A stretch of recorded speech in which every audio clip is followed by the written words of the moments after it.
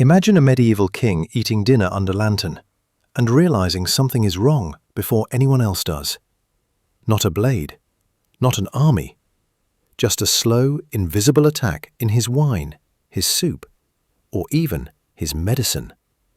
He looks around the table because the killer isn't hiding outside the castle. The killer is already seated inside it. And the most terrifying part? Even if everyone knows it was poison, nobody can prove it. No labs, no autopsy, no fingerprints. Just rumors, panic, and a kingdom suddenly controlled by whoever profits from his death. In the Middle Ages, poisoning wasn't just murder, it was the perfect crime disguised as fate. Because medieval kings didn't die only on battlefields, they died in bedrooms, chapels, feast halls, and quiet corridors where nobody could draw a sword to stop what was already inside the body. That's why poison terrified royalty more than war. Because war is loud and visible, but poison turns your own castle into a trap and your own dinner into a weapon. And the scariest part is that medieval life made poisoning easy to hide and almost impossible to prove.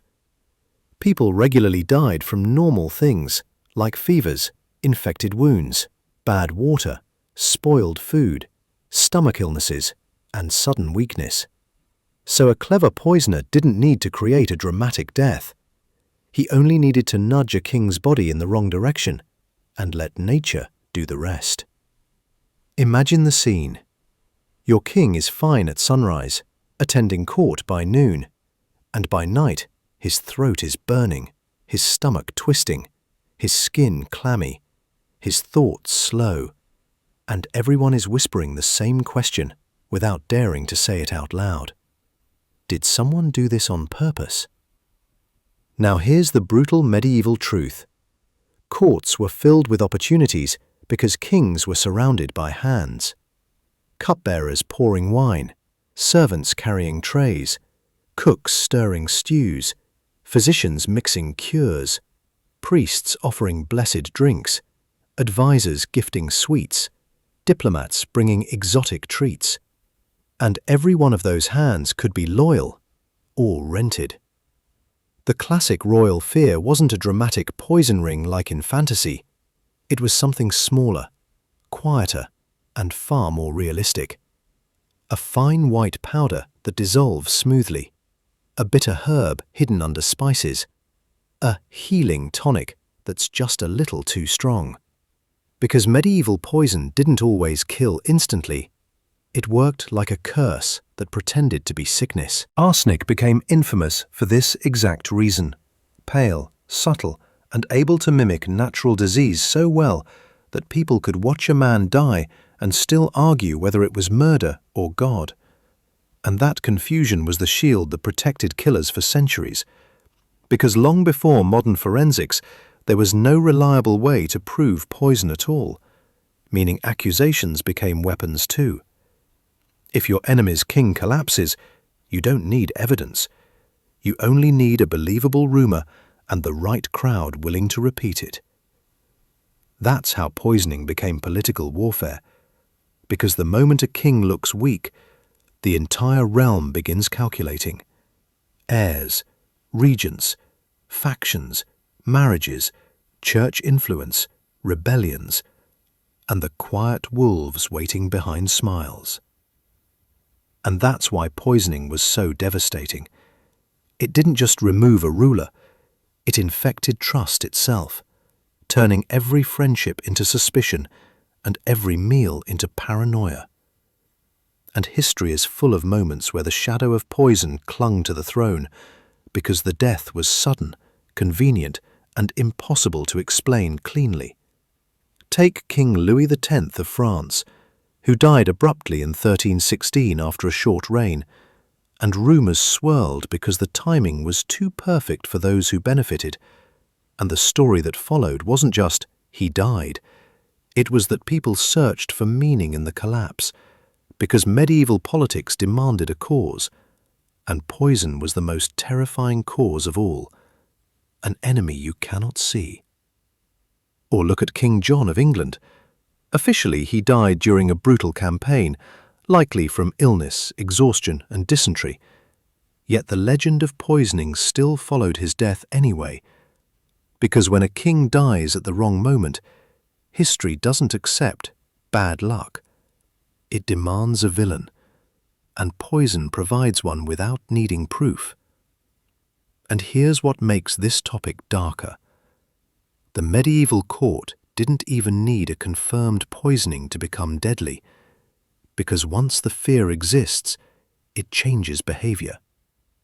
Kitchens become battlegrounds, cupbearers are watched like criminals, servants get interrogated, rivals start disappearing, physicians are accused, foreign attendants become instant suspects, and a palace can turn into a prison of whispers where everyone pretends to be calm while silently wondering who will be blamed next. Kings tried to defend themselves, but their defenses were fragile and sometimes absurd, because medieval anti-poison security was half practical and half superstition. Trusted tasters sampled food first, cups were swapped, meals were served by known servants, and certain ingredients were avoided. But fear also pushed people into magical thinking. Precious stones, sacred relics, rare antidotes, and miracle cures like theriac, a famous ancient universal remedy that kings paid fortunes for. Because when you can't prove poison, you try to outspell it.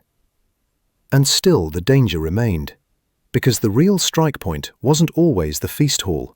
It was the medicine table, where a royal physician could treat a king with mixtures that no one else understood.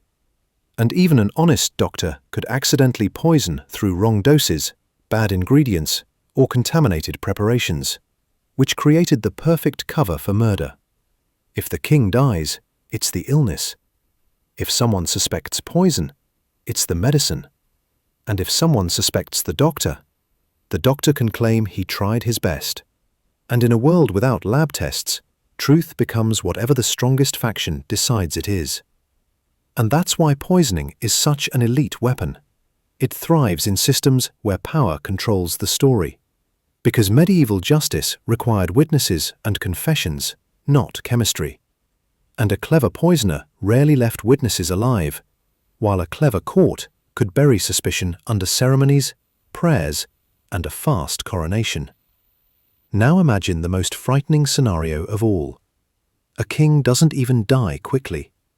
He lingers, weakened, confused, losing control day by day. And during that slow collapse, the kingdom is quietly taken apart. Because regents help, advisors manage, nobles protect stability, and behind the scenes, fortunes are repositioned like pieces on a chessboard. And by the time the king finally dies, the murder has already succeeded politically, even if no one can prove it medically. And this is where the medieval poison story becomes a full thriller. Because the real target wasn't always the king's heart. It was the kingdom's future, the line of succession, the treaty that would die with him, the marriage alliance that would collapse, the war that would begin the moment he stops breathing. Which is why the most terrifying poison was the one that didn't just kill, it rearranged history. And when people today ask, how did medieval kings get poisoned? The honest answer is brutal.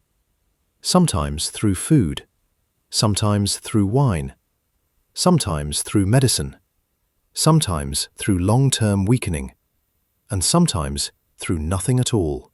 Because rumor alone could do the damage, creating paranoia so intense that courts tore themselves apart hunting an invisible killer.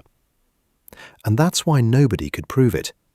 The symptoms looked natural, the knowledge was limited, the politics were violent, and the truth was hostage to power.